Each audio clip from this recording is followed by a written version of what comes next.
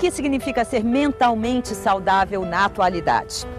Como podemos acompanhar as rápidas transformações no mundo de hoje sem que a nossa saúde mental seja abalada? Para tratar dessas questões, o médico e psicanalista Narman Harmony apresenta no programa de hoje a psicanálise de Donald Woods Winnicott. É um prazer, trazer o Narman Harmony, que foi e é meu mestre em psicanálise. O Winnicott é um grande psicanalista que é considerado um novo paradigma em psicanálise. Então é um novo paradigma dentro da psicanálise, sendo psicanálise, e que é o nosso inspirador, tanto teórico quanto clínico. No início do século XX, um jovem estudante de Cambridge fratura sua clavícula. Frustrado, registra em seu diário o desejo de poder curar a si mesmo. Em 1914, esse jovem inicia os estudos que o tornarão um dos maiores nomes da pediatria de seu tempo. Donald Woods Winnicott serviu como oficial médico na Primeira Guerra Mundial e retornou interessado pelo aspecto psicológico de seus pacientes. Passou a estudar com a eminente psicanalista Melanie Klein. Winnicott trouxe uma contribuição original para a psicanálise. O seu trabalho é influente até hoje e nos permite pensar a saúde na atualidade. O objetivo final, digamos assim, eu vou chegar a falar do que é saúde psíquica para Winnicott. Essa é que é a ideia, que é uma concepção de saúde psíquica que tem a ver com a nossa atualidade. Mas para isso eu vou começar falando de saúde, um pouco de saúde. Pensa-se muito em saúde e pensava-se mais ainda, quase que exclusivamente no passado, hoje já é diferente, mas pensava-se assim, o que é saúde? Achava-se que saúde era a ausência de doença. A pessoa estava com uma pneumonia, então ela estava doente, acabava a pneumonia, então ela tinha saúde. Então essa era a concepção de saúde. Ou então a pessoa era delirante e estava doente, aí acabava o delírio, passava a ter saúde. Então isso é uma visão, é um ponto de vista, mas depois desse ponto de vista começaram a aparecer outros pontos de vista para darem conta da complexidade, da complexidade que é as relações entre a saúde e a doença, da complexidade que é a vida humana. Então, em 1946, a Organização Mundial de Saúde, ela definiu saúde da seguinte maneira: saúde é o estado de completo bem-estar físico, psíquico e social. Quer dizer, a ênfase saiu da doença, quer dizer, então a saúde não é mais a ausência de doença, mas sim é um bem-estar. Há uma introdução clara do psíquico aí e social. Agora, essa definição de saúde, ela é idealizada, É idealizada porque eu pergunto aqui, quem é que tem um estado de completo bem-estar físico, psíquico e social? Então, nós estamos em 46, nós ainda estamos na época das idealizações. Depois isso vai mudando, e nós chegamos a um momento em que a gente pode dizer que a saúde, e aí o psiquismo tem uma grande importância nessa colocação, a saúde é a possibilidade da pessoa fruir a vida e produzir e fruir a vida nas condições existentes para ela naquela ocasião. Quer dizer, uma pessoa que tenha limitações ou físicas ou psíquicas mesmo, uma pessoa que tenha, por exemplo, obsessões ou sociais, e que consegue aproveitar a vida e produzir, dentro dessas restrições, é uma pessoa que tem saúde. Por piores que sejam as condições, a gente produzir e fruir a vida, poder fruir a vida, é um sinal de saúde, é um sinal de vida. E essa concepção que eu estou passando para vocês tem muito a ver com Winnicott.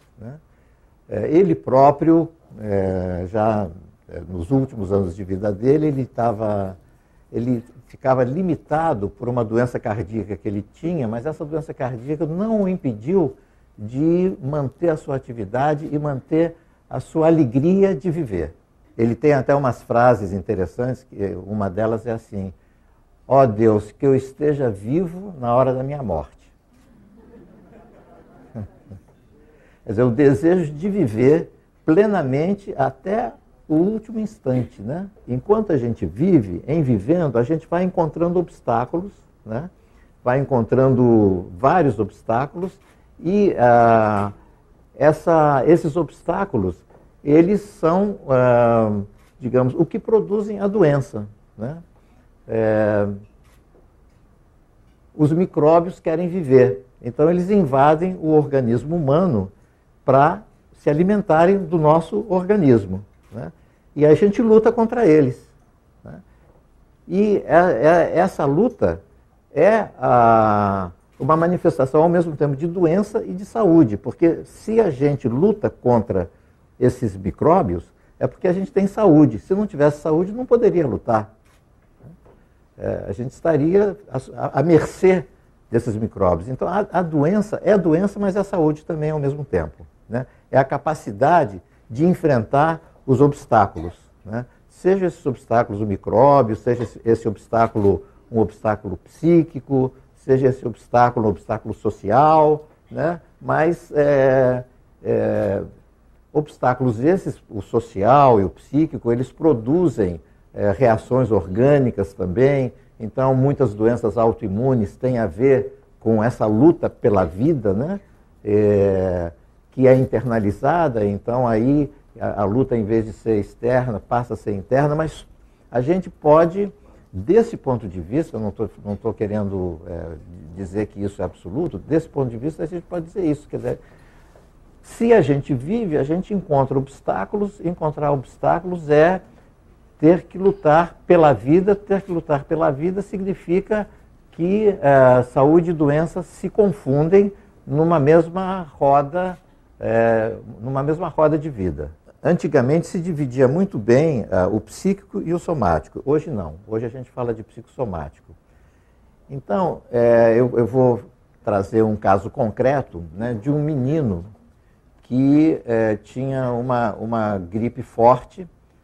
E nessa gripe forte que ele teve, ele passou a ser atendido pelos familiares de uma forma muito carinhosa, muito atenta, né? Era um menino que não tinha tanta atenção assim da família, né? Eram vários irmãos, então ele se sentia meio colocado de lado. E com a doença ele concentrou as atenções da família. Então, o que aconteceu? Aconteceu que ele tomava o remédio do médico e ficava falando assim: não vou ficar bom, não vou ficar bom, não vou ficar bom. Ele queria continuar recebendo aquelas atenções. E realmente foi difícil do remédio fazer efeito. Quer dizer, o tratamento dele foi um tratamento muito difícil. Então, vejam bem, foi importante ele ter, do ponto de vista de desenvolvimento dele, ele ter podido receber toda aquela atenção que ele necessitava, da qual ele estava carente, né? Aquilo foi importante na vida dele, no desenvolvimento dele. E ele fez isso através de uma doença física, o que mostra o paradoxo que é saúde e doença, como é difícil a gente definir claramente o que é saúde e o que é doença. Quer dizer, no caso dele, a saúde era a doença, digamos assim. E aí a gente pode falar a importância da doença, né? É uma doença que leva à saúde. Então, o que é saúde e o que é doença? Para Winnicott, saudável é a pessoa capaz de fruir a vida, mesmo diante de eventuais limitações. O homem da atualidade ainda mantém as mesmas marcas do homem da modernidade? Como este homem foi caracterizado por Freud? Para respondermos essas questões, nós precisamos conhecer o contexto em que o homem moderno viveu. Na atualidade, nós temos um homem diferente do homem da modernidade. Existe o homem da modernidade, né, que é do século XIX e parte do século XX, e existe o homem da pós-modernidade, que é o homem do século parte do século XX e do século XXI. A modernidade tem uma concepção de normalidade, onde entra Freud, diferente da concepção de normalidade dos tempos atuais. Freud é o retratista, digamos assim, da época moderna e ele fez a teoria psicanalítica dele em cima dessa época moderna.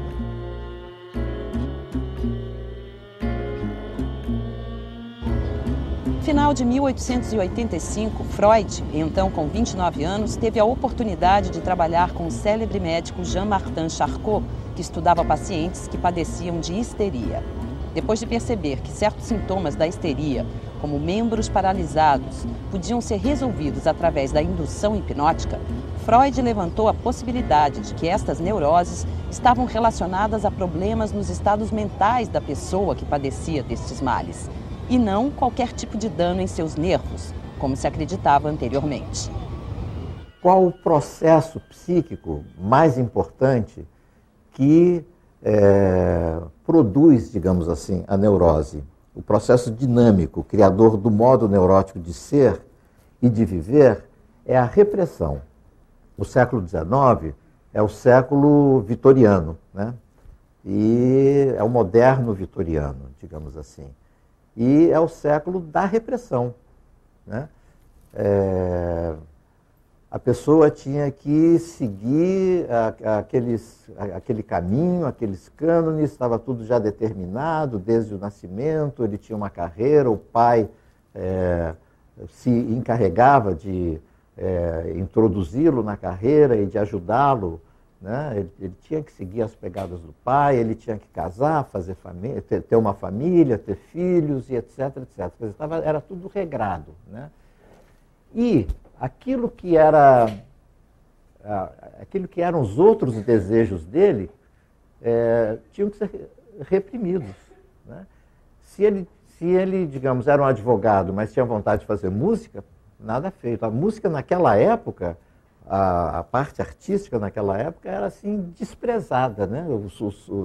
Os pais tinham horror quando o filho dizia assim: não, eu não vou fazer medicina não, eu quero fazer cinema, não vou fazer medicina não, eu quero tocar violão. Era uma revolução familiar, né? Eu sempre pensei em fazer alguma coisa ligada com arte, com criação. Eu sempre gostei de desenhar desde pequeno, então sabia que também ia ser uma área ou moda ou artes plásticas.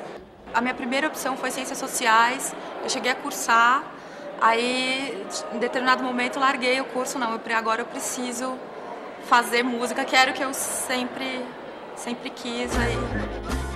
Quem é mais ou menos mais próximo da minha idade deve lembrar disso. Hoje não, hoje isso é perfeitamente aceito, por quê?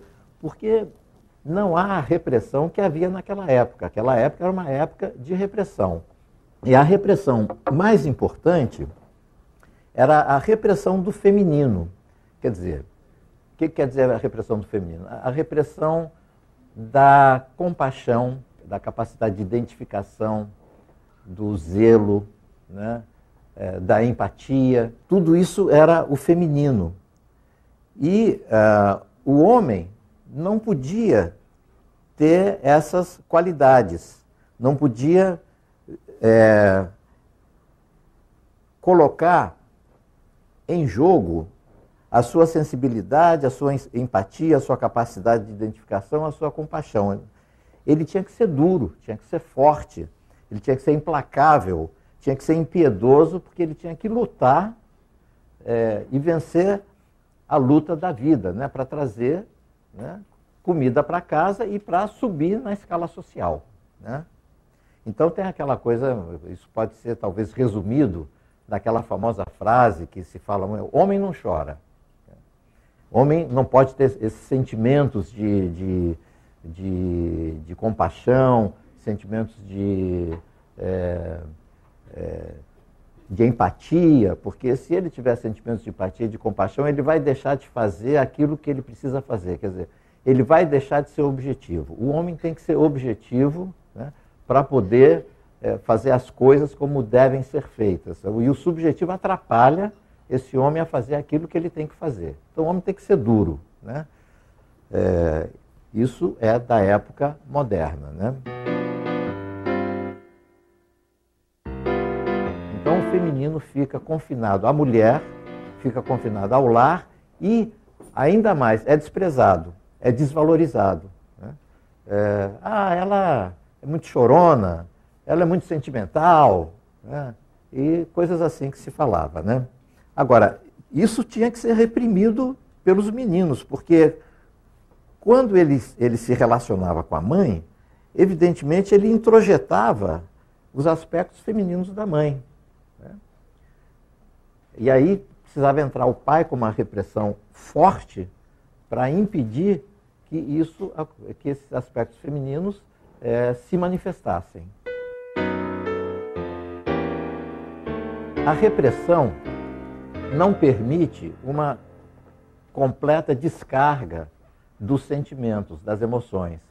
Não permite uma completa descarga do amor, o amor tem que ser segurado, e não permite uma completa descarga da raiva. Então, digamos, vamos dar um exemplo, diante de um chefe, né, que é um chefe mau, autoritário, né, que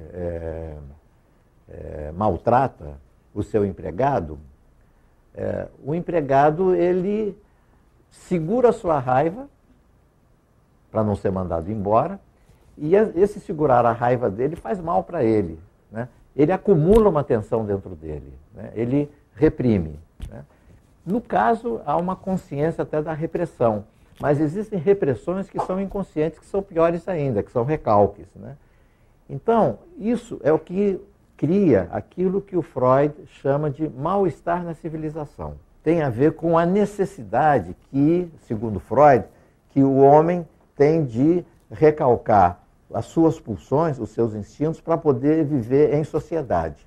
Porque se ele não recalcar as suas pulsões, ele vai entrar em luta com os companheiros, vai entrar em comportamentos de excesso, desregrados. Então, o preço que nós teríamos que pagar pela civilização seria o recalque. E o recalque produz um acúmulo de tensão interna e esse é o mal-estar da civilização, o preço que a gente pagaria. Então, o neurótico, ele está aprisionado pelas convenções, regras e leis. E aí a sua espontaneidade e criatividade ficam coartadas. A barreira do recalque impede que o neurótico perceba o seu inconsciente e o inconsciente do outro. E reduz a sua disponibilidade e a capacidade para a identificação com o outro e com a empatia com o outro. Sendo assim, a comunicação do neurótico, que é basicamente uma comunicação hierárquica, quer dizer, o marido manda na mulher, os pais mandam nos filhos, o médico manda no cliente, o professor manda nos alunos. Então é uma relação superficial, né? Uma relação que não tem complicação, é simples, né? Eu mando e você obedece, né? Basicamente é isso. Muito diferente da comunicação de hoje, que o aluno chega e diz, mas professor, por que o senhor fez isso? Ou o doente chega para o médico, eu queria entender o que está acontecendo comigo, né? E vai por aí. O problema é a inversão do papel, quer dizer, daí a pouco o menino está mandando no pai, o cliente está mandando no médico, o médico acaba fazendo o que o cliente quer, o que o doente quer, o aluno está mandando no professor, então o professor, em vez de dar nota 4, dá nota 8, mesmo porque se ele não der nota 8, o aluno vai caluniá-lo. Tem dessas coisas agora, quer dizer, é preciso tomar esse cuidado, é preciso pensar, né? Tomar cuidado. É preciso pensar que existem... o exagero disso pode levar a uma inversão de papéis, o que acaba dando na mesma, né? Quer dizer, primeiro mandava o pai, agora manda o filho. Não mudou nada, né? Só mudou o sentido. Como foi a reação de seus pais? Eles aprovaram ou não? Eu sempre tive uma liberdade muito grande dentro de casa para escolher, para pensar, principalmente para duvidar das coisas, questionar e tal.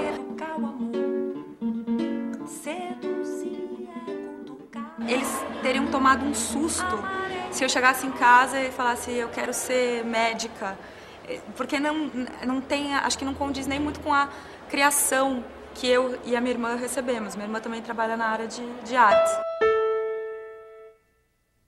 Eles deram apoio, tudo bem, vai prestar, mas sempre meu pai falava assim, mas você não acha de fazer direito, assim? Só as minhas tias que encanaram um pouco no começo, mas agora todas apoiam. Elas encanaram porque elas ficaram preocupadas pelo seu futuro, é isso? Será que essa faculdade vai dar dinheiro? Será que você vai conseguir um trabalho legal? Essas coisas. E como que foi com os pais de vocês? Eles puderam escolher ou alguém escolheu por eles? A minha mãe, ela queria muito medicina, fez cursinho uns anos, daí acabou desistindo e fez contabilidade. Mas também não houve uma pressão dos meus avós, mas também são carreiras que são mais aceitas. Com a minha mãe, se eu não me engano, acho que ela queria ser jornalista, ou escritora, uma coisa assim, e por uma certa pressão de casa, ela acabou se formando em administração de empresas. A criação dos meus pais era mais rígida, meu pai trabalhou desde muito pequeno, assim, muito jovem, acho que 13 anos, 14 anos trabalhava. Então era bem mais rígido do que é hoje. Então acho que eles não tinham nem espaço para questionar ou para discutir esse tipo de coisa. Eles não puderam dar tanto, não puderam ter tanta liberdade, mas com o que eles passaram, eu acho que eles puderam dar mais liberdade pra gente poder escolher, né? Hoje a relação entre pais e filhos é marcada pela permissividade, distanciando-se do modelo mais repressivo, característicos dos séculos 19 e 20. Winnicott define criatividade como a sensação de que a vida é digna de ser vivida. Esta sensação seria oposta à sensação de submissão à realidade, na qual o mundo é visto apenas como algo ao qual temos de nos adaptar. Para ele, o impulso criativo, ou seja, o impulso de viver a vida como ela deve ser vivida, está presente nos atos de todas as pessoas saudáveis, desde a mais tenra idade. E é o que impulsiona um artista à produção de sua obra. O artista tem a habilidade e a coragem de estar em contato com os processos primitivos, aos quais o neurótico não tolera chegar, e que as pessoas sadias podem deixar passar para o seu próprio empobrecimento. Quer dizer, ele está falando que o neurótico não consegue chegar ao fundo de si mesmo, e com isso ele se empobrece, mas, por outro lado, ele tem uma certa tranquilidade. Enquanto que o artista, e aqui o artista e o psicótico, e aí vocês podem tranquilamente substituir psicose e artista por borderline, porque a obra do Winnicott permite essa transposição. Então, o borderline, o homem da atualidade, ele entra em contato com o seu ser mais íntimo. E ele sofre com isso, né? Porque ele vai se deparar diretamente com os problemas básicos da vida, da existência. Existe, então, num polo, esse borderline, digamos assim, entre aspas, doente, e no outro polo existe esse borderline, digamos assim, sadio, sendo que a doença absoluta e o sadio absoluto não existem, mas é uma escala aí, e existem, portanto, borderlines próximos da normalidade e borderlines que apresentam transtornos. E o que eles têm de comum é que, digamos assim, esquematicamente falando, eles não tiveram que reprimir os seus aspectos femininos, né? De compaixão, de capacidade de empatia, de capacidade de identificação. E isso é muito importante porque se eles mantêm a capacidade de identificação e de empatia, eles podem compreender o interior do outro, podem compreender o seu próprio interior e podem compreender o que está se passando no núcleo da sociedade. E em compreendendo tudo isso, eles podem acompanhar o movimento, esse movimento acelerado de transformação da sociedade. O que o neurótico não podia, porque ele não tinha essa capacidade de empatia e identificação. Ele era rígido, ele tinha uma Ele estabelecia certos valores, o Freud diz isso até, aos 5 anos ele já estabelecia, segundo Freud, estabelecia aqueles valores e dificilmente ele renunciava àqueles valores. Né? Então o mundo podia mudar que ele não mudava. Né? E naturalmente, a partir de um certo momento, ele entrou pelo cano. Né? Porque se não acompanha o movimento do mundo, a pessoa fica marginalizada. Né? O borderline, é o homem da atualidade, o fato dele ter acesso ao seu inconsciente permite-lhe ir às fontes arcaicas de si mesmo, trazendo à tona sentimentos, pensamentos e fantasias autênticos, singulares e criativos. Ter acesso ao inconsciente do outro permite uma fina sintonia, uma compreensão da afetividade, da dinâmica e das fantasias do outro, o que possibilita ter relações íntimas, enriquecedoras, proveitosas, produtivas e renovadoras, desde que o outro esteja funcionando no mesmo diapasão. Então a gente pode dizer que o neurótico, assim, numa frase meio pomposa, mas que ajuda para, né, como escrever num cartaz assim, né? O neurótico é uma resposta viva à repressão ríspida do pai. E o borderline é uma resposta viva à permissividade.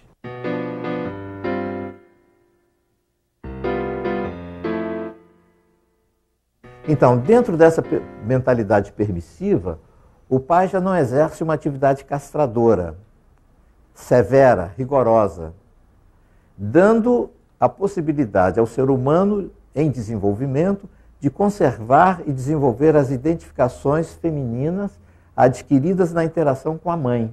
A sensibilidade, compaixão, empatia, capacidade de identificação e concern, zelo. Mas também permite o desenvolvimento da agressividade indiscriminada e destrutiva, essa permissividade, a intolerância, a falta de consideração pelo outro, a falta de limites e o egocentrismo.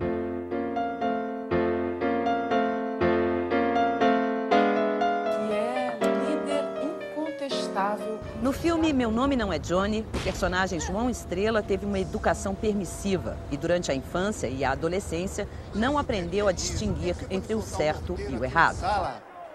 Foi gol. Gol de quem? Do Vasco. E o Vascão quem fez? Sério. Quanto é que tá o jogo? Por isso, para Johnny, esses limites continuavam não existindo, mesmo quando adulto. O egocentrismo, a falta de limites destrutiva, a agressividade e a desconsideração pelo outro são alguns efeitos negativos que podem resultar de uma educação muito permissiva. Esses aspectos negativos, quer dizer, tem aspectos positivos e negativos. Agora, esses aspectos negativos são não sei se é um pretexto, mas existem pessoas que dizem, então vamos voltar, né, ao autoritarismo, né, ao pai, ao grande pai das épocas anteriores, porque isso não está dando certo. E é claro que a história não pode voltar para trás. Então, essa nostalgia, isso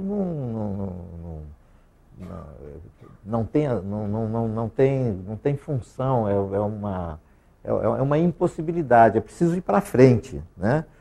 E justamente o Winnicott é uma das pessoas que permitem a gente pensar num futuro dessa permissividade, de tal maneira que se atenuem esses aspectos negativos. Então, o borderline próximo à normalidade, por sua porosidade, surfa nas águas revoltas da pós-modernidade, podendo ter intimidade com as transformações dos valores e das sensibilidades. Com isso, ele se mantém à tona dos acontecimentos e saudavelmente protegido de nostalgias e lamentações depauperadoras. O borderline é potencialmente um homem do devir. Vivendo no devir, não acumula ressentimentos que poderiam atacá-lo por dentro. Seus sofrimentos e frustrações acontecem e se resolvem sem quase deixar rastros.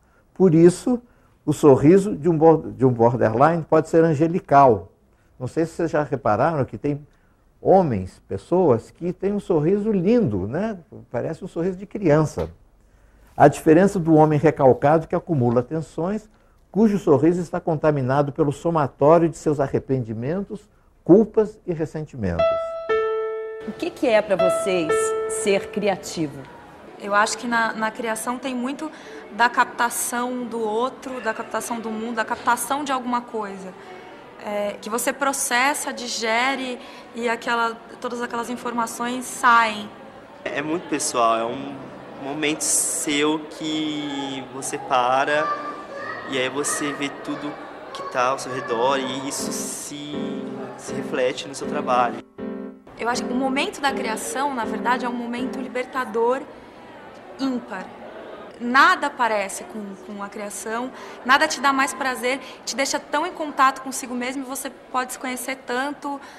Enfim, é uma catarse, assim. Adorar é superstar, aplaudir até sentindo dor, é amar. Quem puder viver um grande amor, verá. O fato de vocês terem tido uma educação mais permissiva, né? Mais liberal, tal, isso ajudou vocês a serem mais criativos? Acho que existem casos em que pessoas que são super reprimidas depois usam isso, extrapolam, conseguem fazer um trabalho em que eles põem tudo isso para fora, tudo que eles se reprimiram nesse tempo todo, eles conseguem, mas acho que é muito mais difícil, acho que é muito mais fácil se você tem uma educação que te permite. Quando pensou a saúde psíquica, Freud tinha como contexto o ambiente repressivo característico de sua época. Na atualidade, encontramos um ambiente com regras e limites menos rígidos. Como podemos promover a saúde mental atualmente sem cairmos nos extremos da repressão ou da permissividade total? A rigidez moderna, né? Embora fosse majoritária, né? Quer dizer, em uma época em que essa rigidez fazia sentido, a vida continuava sendo como é por si só, né? Intrinsecamente em devir e com instabilidade, né? Então existia um descompasso entre essa rigidez e essa fluidez da existência, né? Uhum. E que a contemporaneidade, esse borderline, né? Quer dizer, é como se ele tivesse mais afim com essa característica intrínseca da vida que sempre foi, né? E que justamente essa questão que você apontou, né, do excesso, do desregramento, né, esse é que é o desafio, né? Quer dizer, é como lidar com essa característica que é da vida sem precisar tentar parar esse fluxo, né? Uhum. Perfeito. E justamente o lado borderline, o lado da vida que tem que seguir, se manifestava na dupla moralidade. Né? O que não aparecia na norma, aparecia por trás dos panos, porque é como você diz, a vida corre independente do desejo, né, de colocá-la em esquadros. Né? Isso. Né? Bom, então isso que ele falou vai servir exatamente de uma introdução para o Winnicott, para a saúde psíquica em Winnicott.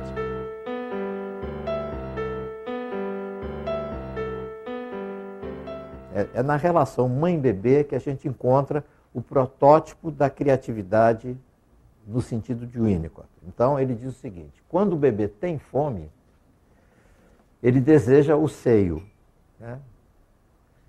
E aí o seio aparece. Ele deseja o seio, ele chora, né?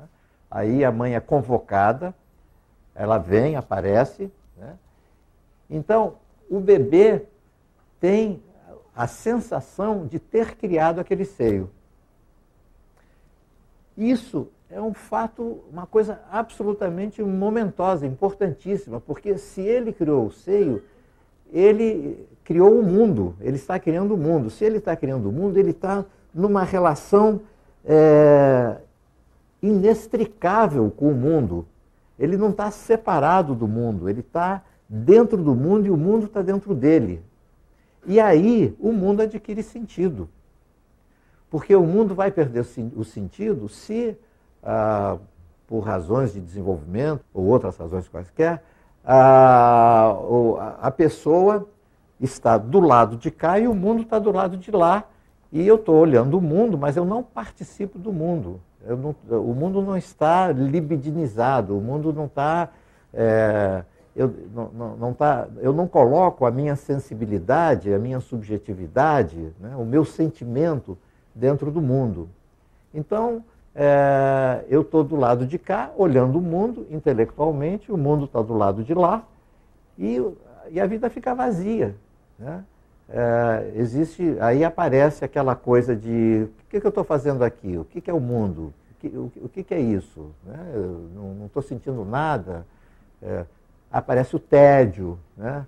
Aparece a sensação de inutilidade, né, da vida, e etc, etc. Então, esse protótipo de criatividade, quer dizer, essa primeira relação mãe-bebê, que depois tem que, evidentemente, se reforçar, né, em outros momentos, esse seio que é ao mesmo tempo criado e ao mesmo tempo existe no mundo externo, ele está ao mesmo tempo no mundo interno e no mundo externo, né, é fundamental para que a pessoa se ligue à vida, né?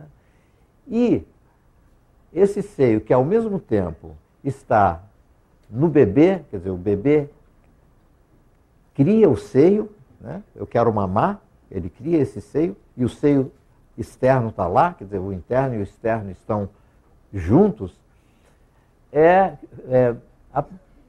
faz com que apareça um novo espaço que o Winnicott chamou de espaço potencial, espaço transicional, espaço intermediário, que é um terceiro espaço, que é fundamental, porque é um espaço que não é nem objetivo nem subjetivo.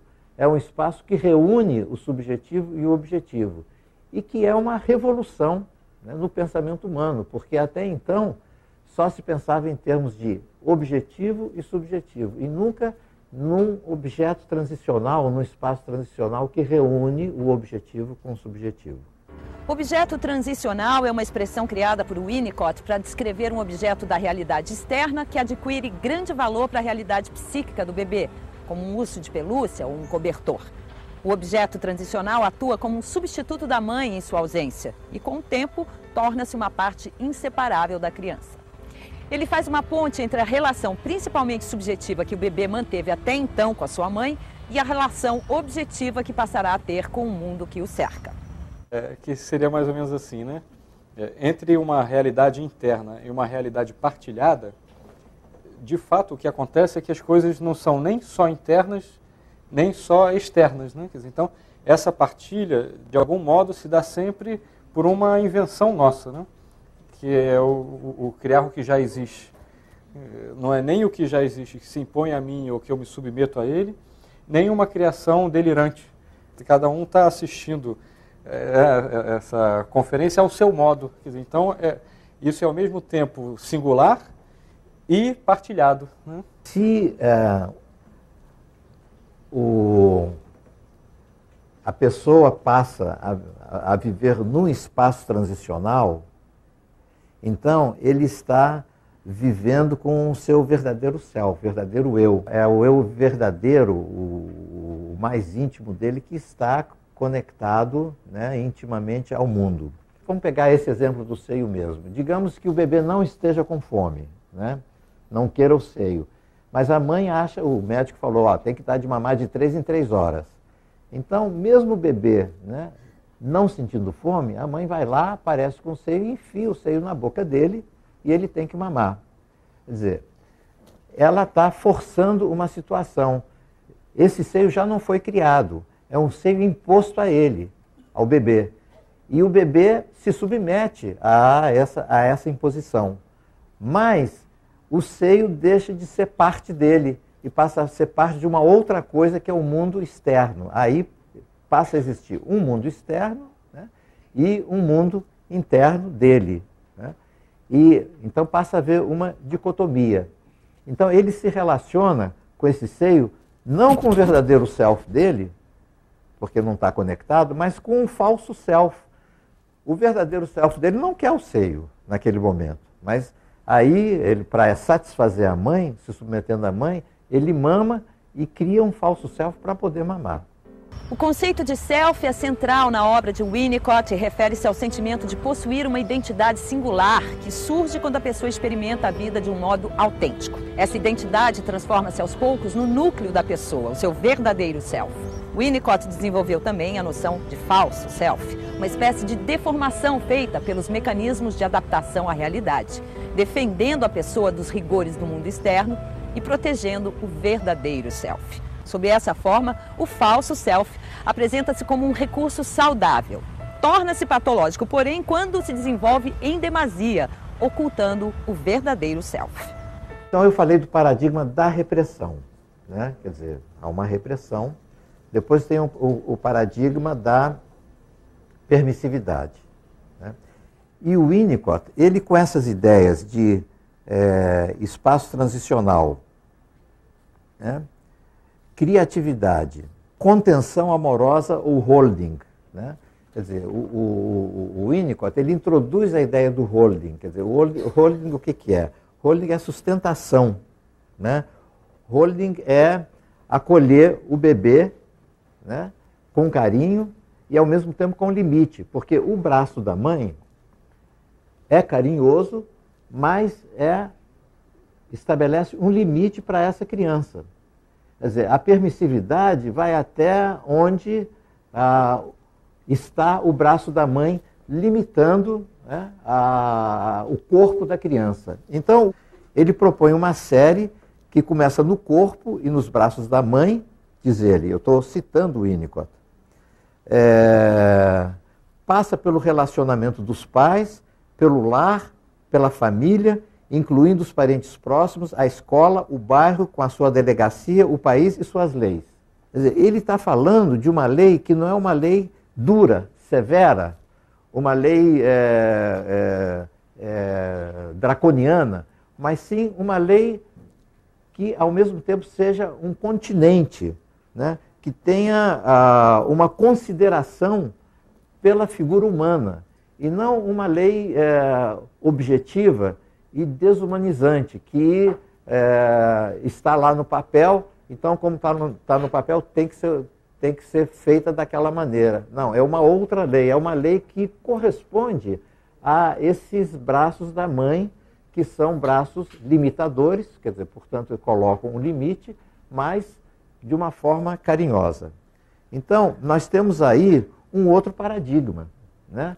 É um paradigma da contenção, que a gente pode chamar do holding, ou da contenção amorosa, em que a permissividade existe, né?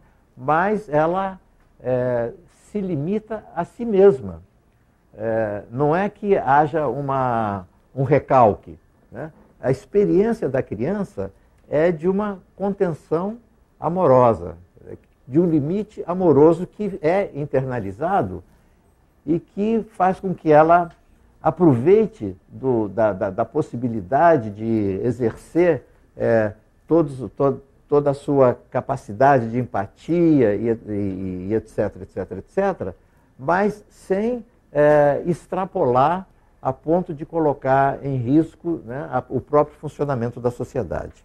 Ele fala de concern também, zelo, né, que faz parte desse paradigma, né, que ele propõe, quer dizer, ele não propõe, mas a gente pode tirar do Winnicott esse paradigma. Espaço transicional, que nem só é objetivo, se fosse só objetivo, as regras seriam aplicadas rigidamente, implacavelmente, e nem só subjetivo, que seria a liberdade absoluta, o descomedimento e o excesso, mas uma superposição do objetivo com o subjetivo, que permite justamente a contenção sensível, singular e permissiva.